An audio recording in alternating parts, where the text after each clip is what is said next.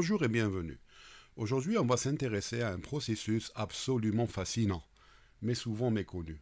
Comment fait-on pour poser un bâtiment au millimètre près sur un terrain? C'est tout l'art de passer d'une idée au dessin, puis à la réalisation d'une structure bien réelle, ancrée dans le terrain. J'appellerai l'analyse de terrain et implantation. C'est la question de départ. Votre client a un terrain qu'il veut construire. Imaginez, on a un projet magnifique et tout est fait et tout est parfait sur l'ordinateur. Et à côté, on a un terrain vide. Comment est-ce qu'on s'assure que le bâtiment va se retrouver exactement au bon endroit, avec la bonne orientation et surtout à la bonne hauteur? Eh bien, c'est tout l'enjeu de ce qu'on appelle implantation. Allez, on plonge dans le vif du sujet. La toute première étape, c'est de comprendre comment un concept qui n'existe que sur papier va prendre racine, et c'est le cas de le dire, dans la réalité physique du terrain. L'analogie est vraiment parfaite.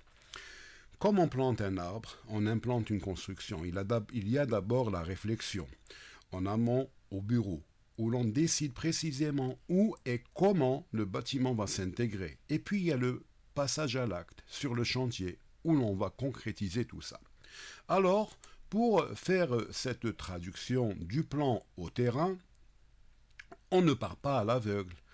Et bien sûr, on s'appuie sur une série de documents, 3 plans essentiels qui fonctionnent un peu comme des zooms successifs sur le terrain.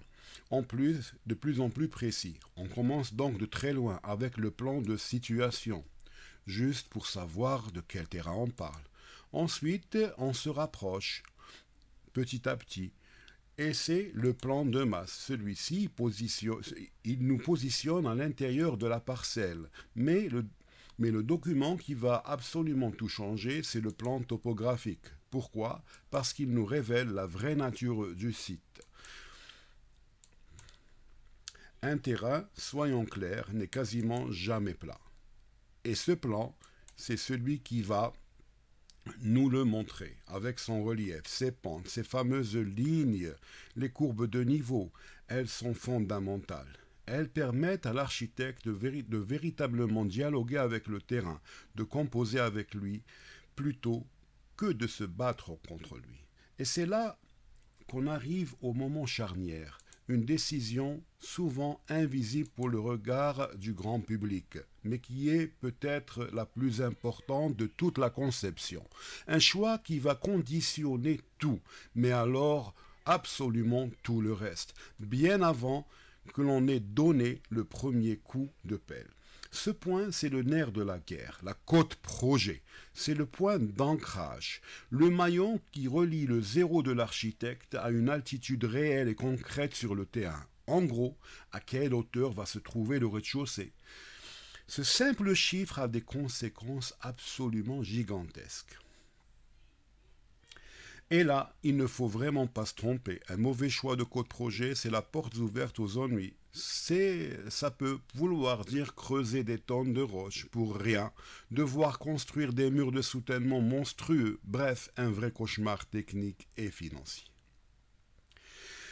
Pour que ce soit bien clair, rien ne vaut qu'un cas concret. On va regarder ensemble l'exemple d'une villa que j'ai eu plaisir d'étudier et réaliser. Elle est située à Bouzaréa. C'est un endroit connu pour ses terrains très pentus.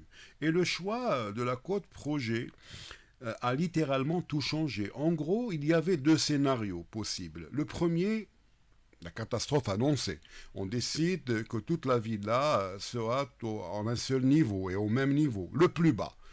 Donc, on bat de la pente et on monte. La deuxième option, plus maligne, et c'est celle-là qui a été choisie. On adapte la maison au terrain en créant plusieurs niveaux. Les conséquences, comme on le voit, sont radicalement différentes.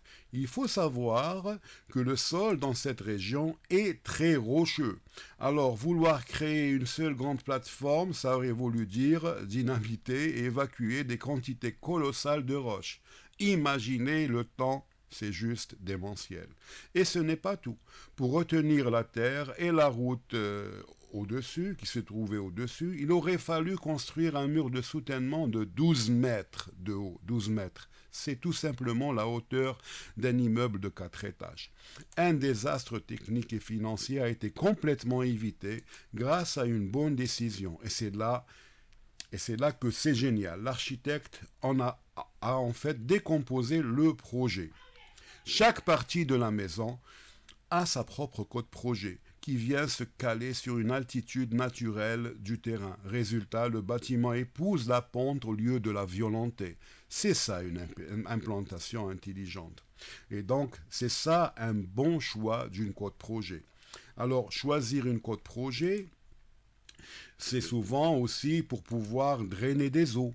D'accord? Choisir une bonne pente pour le drainage des eaux. Choisir une côte projet, c'est aussi parfois autoriser l'accès mécanique aux véhicules sans encombre, etc.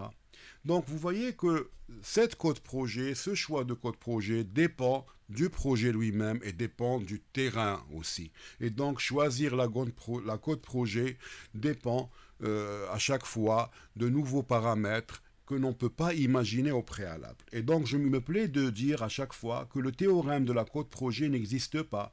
C'est à l'architecte d'anticiper les choses, de se projeter dans l'avenir pour essayer de déceler toutes les répercussions qui pourraient découler d'un mauvais choix de côte projet.